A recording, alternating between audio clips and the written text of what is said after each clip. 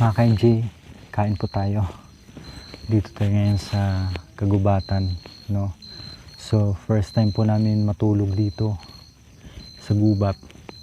Sa lugar dito po mga ka-MJ. So, and kain po tayo mga ka-MJ. Ito yung ating simpleng ulam ngayon. Okay, pray po muna natin. Lord, maraming salamat po sa gabing ito na nakarating po kami dito ng safe. And nawa po Lord sa aming pag-uwi ay makarating din po kami ng ligtas. At sa gabing ito Lord naway maging payapa ang aming tulog, no?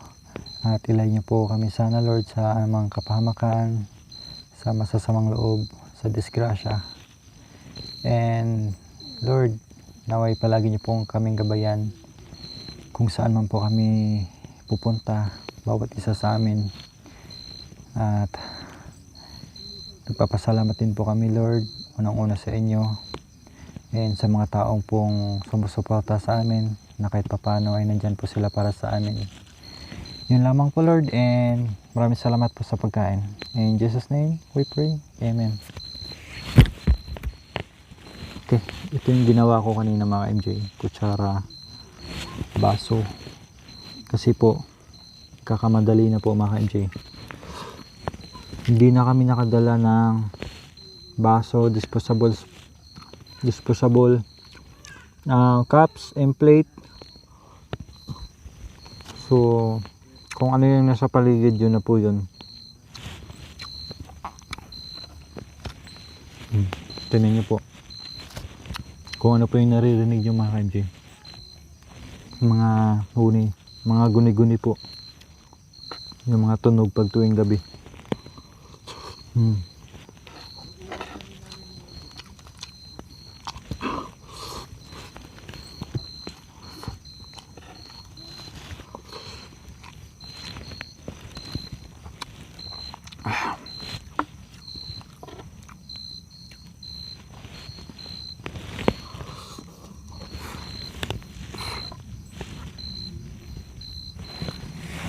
So nakakatuwa lang po mga KMJ, no?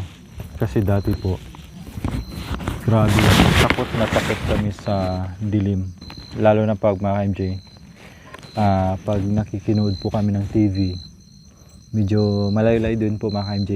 Di doon sa amin po mga KMJ, ang daming mahogani, kaya tinatawag na sitio mahogani mga KMJ, kasi ang dami po talaga mahogani. Tapos medyo madilim po kasi bibihira lang din po yung mga ilaw noon. So pag nakikinood po kami ng TV doon sa kapitbahay namin na may TV, tapos pag uwian po mga KMJ, no? Lalo na kapag yung pinapanood namin is mga horror movie, naku po, pag uwian na, naku, takbuhan na po. Sobrang takot sa dilim. Ngayon yung pinupuntahan natin hindi lang dilim, no, kundi bangin din. Kumbaga, siyempre po mga KMJ, nag-iingat po kami. Sino bang hindi nag-iingat? Dasal, ingat. Pag uwi namin mga KMJ, siyempre anong oras na po yun, no? Gabi na. Pag alas 9, alas 10, sobrang gabi na po dun sa amin sa probinsya.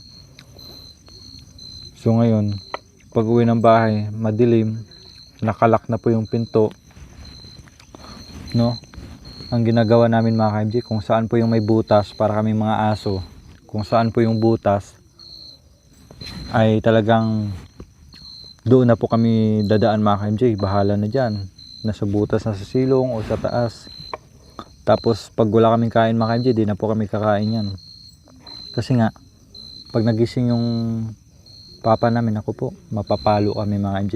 Grabe pa na mamalo yun. Mapapalo kami kasi nga gabi na kami umuwi. So ganun, kaya dandahan yung kilos namin. Bahala na, walang hugas yung paa, walang kain, kumukulo na yung sikmura, pero tinitiis po namin yung mga KMJ kasi mapapalo po kami. Pero yung nanay namin mga KMJ, in fairness ha, yung nanay namin hindi po yun nakakatulog hanggat hindi kami makakauwi. antayan niya yung mga anak niya na makauwi. Kung minsan sinusundo pa niya, no? Kasi nandun lang sa, minsan nakahiga lang po siya, tapos maya kasi nagtatabako din po yun mga MJ.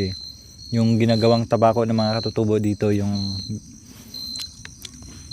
binibili ko minsan sa kanila, yun din po yung tinatabako ni mama ko. Kaya lang dito sa kanila papel o di kaya dahon ng saging. Doon kay mama naman yung dahon ng duhat po mga MJ, yung laya. Mabango po yun.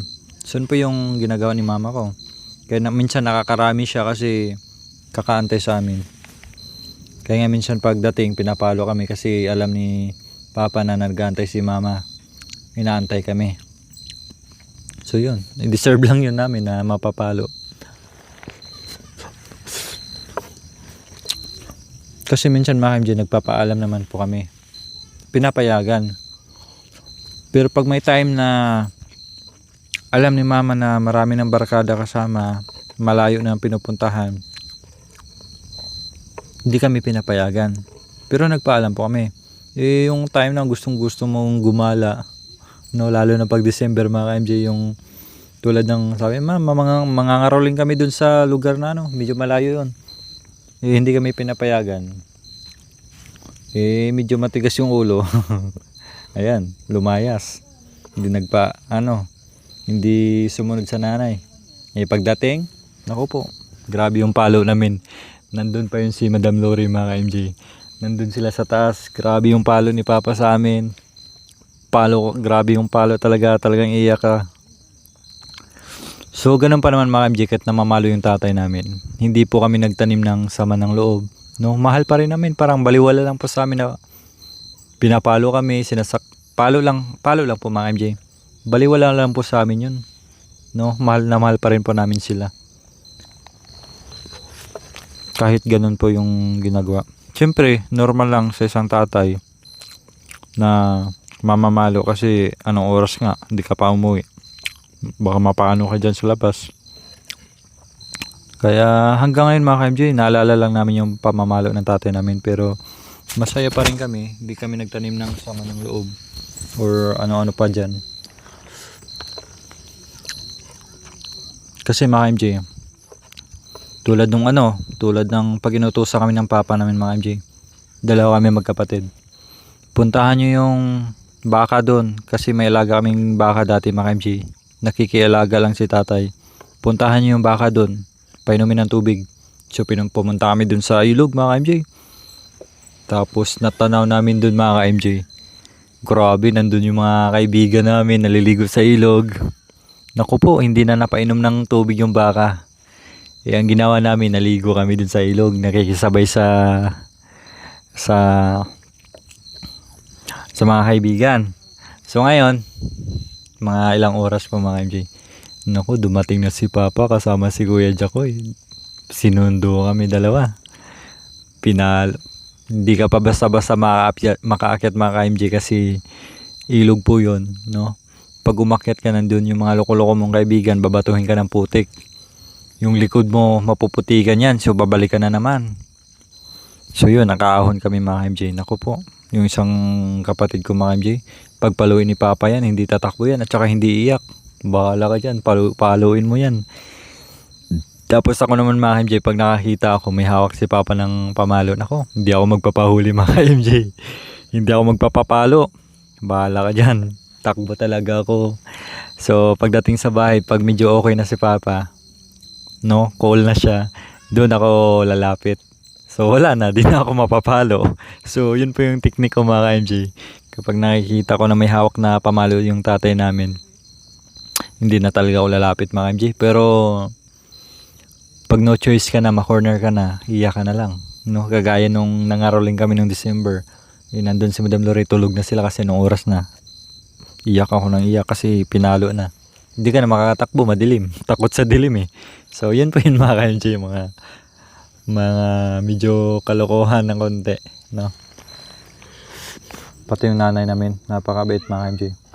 So yung namatay yung father namin mga MJ, 2004.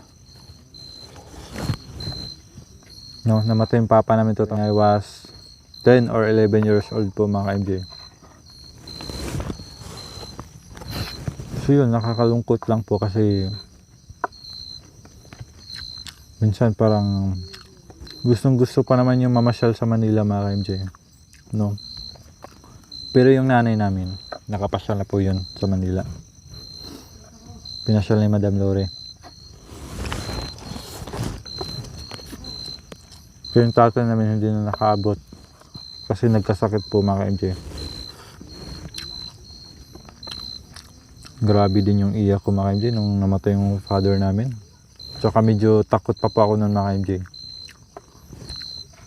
Umiiyak ako pero hindi ako lumalapit mga ka-MJ kasi parang takot ako sa patay dati. Makikita ko yung patay mga ka-MJ, hindi ako makakatulog. Naiisip ko. Kaya nung tatay namin mga ka-MJ nung dinala kasi inalaga din yun ng mga madre eh. So dinala sa bahay, dyan nilatag na lang dyan. Yun, iyak lang ako ng iyak. Naalala ko pa mga MJ hanggang ngayon. Kahit maliit pa po ako nun, naalala ko.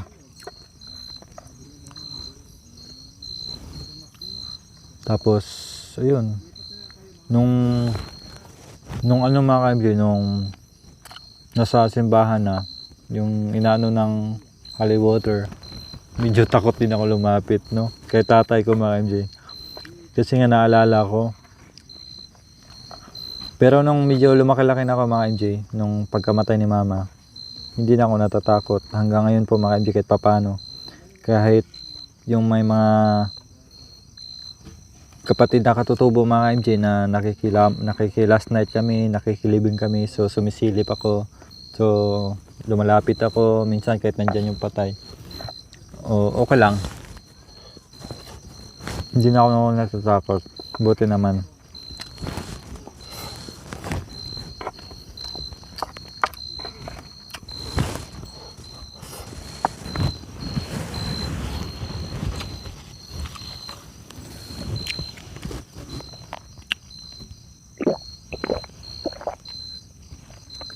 Ito po yung mga MJ, baso na ginawa ko kanina. Tsaka gumawa ako ng plato. Pwede rin paglutuan to. So yun mga MJ, tapos na po tayong kumain. And then pahinga lang ng konti, no? Pakape-kape, kwentuhan. And then yan, matulog na. Ay hindi pala, mag-i-edit pa pala ako. No, mag-edit. So pag nakatulog, yun. So yun mga MJ, thank you for watching po. Pagpasensyahan nyo na po yung ating mga uploads for now kasi napaka-busy po talaga. Gustuin po natin mag-upload daily, every day, pero hindi po kakayanin mga MJ, no? Basta kung palagi lang po kayong tune in mga MJ, palagi lang po kayong bisita sa channel namin, no? Basta mag-subscribe na po kayo, tapos i-click nyo po yung notification bell para pag every time na nag-upload yung mga India Coin mga MJ, mag-notify po yun doon sa cellphone nyo na may upload po kami ng bago. So yun po mga MJ, thank you, and palagi po tayong mag-ingat mga MJ, no? And kung ano mo yung ginagawa natin sa araw-araw, so doble-doble po ingat, and huwag kalimutan po magdasal mga MJ, no? Nandiyan si Lord para sa atin sa hirap at ginhawa, no? Ang ating kakampi. So yun lang po mga MJ. Thank you for watching and good night. Bye bye.